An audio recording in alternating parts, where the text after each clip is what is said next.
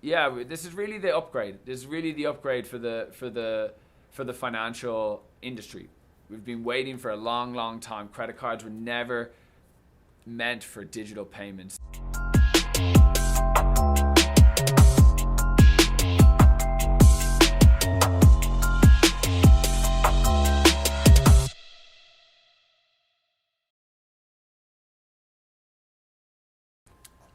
What is up, Parliament? Here we go, episode 16. I honestly can't believe how we got here so quickly. I mean, it seems like only yesterday I was like, I don't want to get in front of the camera. But yeah, I'm very thankful, really thankful for all of you, each and every one of you, every subscriber. Like, you've no idea. It's like there's a real connection here that I feel that we share, and just watching the growth, watching the comments, it's really been moving for us, and it creates a lot of drive. It makes me want to create more content. We are always wanting to know, what is it that you want to see, right? Please leave us a comment below. Where can we be helping you educate more? And maybe even some of it doesn't have to do with Delta 8. So for instance, today we're going to talk about Bitcoin. And the reason we want to talk about Bitcoin is because we think it's going to be a very valuable asset to have, or currency, call it what you want, in the future. And we're going to be implementing this as a payment method for us going forward. So we're just going to talk to you a little bit about the history of Bitcoin. What is it? Where did it come from? How is it relevant to our lives? And try to give you some education so that you can make a decision for what is best for you. But not only that, but you will always be able to make a payment with Owls. There's never going to be an issue with like, oh, the payment processor's gone down, because, well, we don't have one if it's with Bitcoin. So let's take it a little bit back here. So we're back in 2008. The housing crisis has just collapsed. It's pretty clear that all the people that we put our trust in, all the bankers, had basically, robbed the bank and then just, got made whole, and all of the rest of us were like, hey, what the hell happened? And so it was pretty clear from that moment on that, that basically we're not being looked after. The monetary system that we have in place is failing repeatedly. And then we have situations like quantitative easing, which is what the Federal Reserve says is basically just it's printing money. And those are big terms, and basically printing money all the time means that if you just have cash, you're losing value on that because more keeps getting pumped out at a rate of almost 3% a year. So a group, whatever you want to call it, an anonymous person who goes by the name Satoshi Nakamoto created Bitcoin. And so Bitcoin is a peer-to-peer network, and it basically works. It works by us discovering blocks, and blocks are, look at blocks as like if you were mining gold. You would hit it and you would find a lot of gold. You call it a ton of gold. Well, Bitcoin is something that is mined from the internet, and it is basically, you find these blocks not by hitting your computer, but by basically using solving mathematical equations, and they get harder and harder and harder the more each block is found. So when you find a block, then you get a Bitcoin, and Bitcoin can be divisible to, I believe it's 8 decimal places. So it's not like we have, a dollar and then we have to rip it up. We can just, everything's digital. We can just choose the amount from 1 cent up to, as much as you can send, basically. So the main thing about Bitcoin and a traditional banking system is Bitcoin is decentralized. It's basically run by different nodes and by different users. The more users that we have, the stronger the network is. And so with banking, we have centralization. We have money being printed consistently, which basically creates, means that we lose value. Bitcoin is decentralized. It's completely digital. It's a finite amount. There's only 21 million Bitcoins ever total. There can't be any more.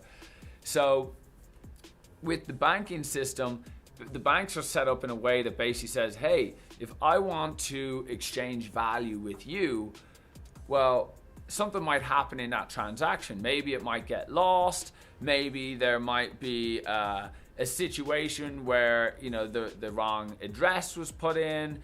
So we need a bank, and the bank can sometimes take days. You have no idea how frustrating it is when, you know, you want to send a wire around and it takes 3 days.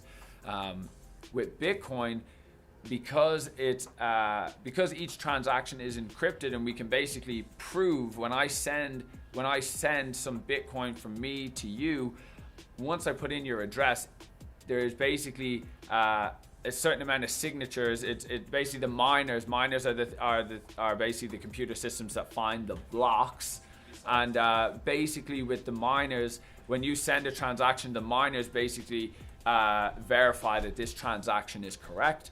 And so again, we don't need a third party. So I can just send me to you, and I don't need anybody's permission to do that.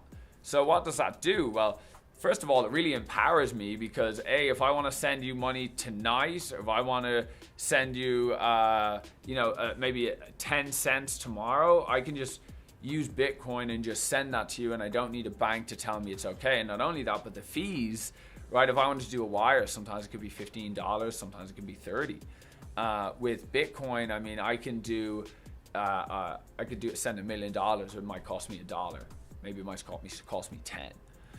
So the reason that we're doing this, and the reason that we're trying to educate you on Bitcoin, is because we are going to be accepting this as a payment method. So while we're waiting on payment processing, we can just start accepting Bitcoin now. Now, where can you get Bitcoin? How does it work? Well, Bitcoin can be purchased from online companies such as Coinbase, Gemini Exchange. You can also purchase it on local Bitcoins. And how it works is that your coins will go into a wallet, and this is a digital wallet. And a wallet basically is a certain amount of letters and numbers that basically says, this is where my Bitcoins are, and you have access to those because you have an address, which is called like a public key, and then you also have a private key. And basically you can only access those Bitcoins by having the correct encryption, the private key as well as the public. And so, or I should say just the private. So from there, basically what we can do is I can just send Bitcoin value. One Bitcoin right now is worth $10,000. So I could send 0.1 of that. That would be, $1,000. It could be 0.011%. It could be $100. But I can just send that directly to you, and I don't need a third party. I don't need to ask anybody's permission. And I'm in charge of my own value. It's my job to protect it, and I protect that with a passphrase. And so we will be able to just accept Bitcoin because you can have what's called a QR code, which is your public key, and you can scan that, and then automatically your Bitcoin address will pop up. You click how much you want to send, you send it to me, or Owls I should say, and it will basically arrive within a certain period of time, 20 minutes, it can be up to an hour, and it's in your wallet right away, done. So if you have an order with Owls, you say, hey, I want a pack of gummies, I want some carts, that's going to cost me $100. Well, okay, well, normally I would just use, a credit card, and someone ends up paying like 3 or 4% on that. With Bitcoin, you can just scan the QR code, you send it, and now almost instantly you've paid. And now we can send out your order right away. Now, for instance, if Square was to change its policy, or somebody else was to, if the hemp laws change and they weren't allowing banking, right? That's unrealistic. But let's just say that was to happen. Well, we would just still be able to use Bitcoin. So that's basically the ins and outs of it. If I think of anything else, I'll leave some stuff below just to talk about it more. But you can go to a variety of different websites and just say you want to have a Bitcoin wallet. And there's plenty of tutorials on YouTube that can show you how to use this. But we will also do a how to buy and how to purchase with Owls so that you can get a clear understanding. But we just wanted to give you a little bit of education about it right now. And we do want you to be able to utilize this. So just some food for thought. Do your own research. This, of course, is not financial advice. And yeah, this is really the upgrade. This is really the upgrade for the financial industry.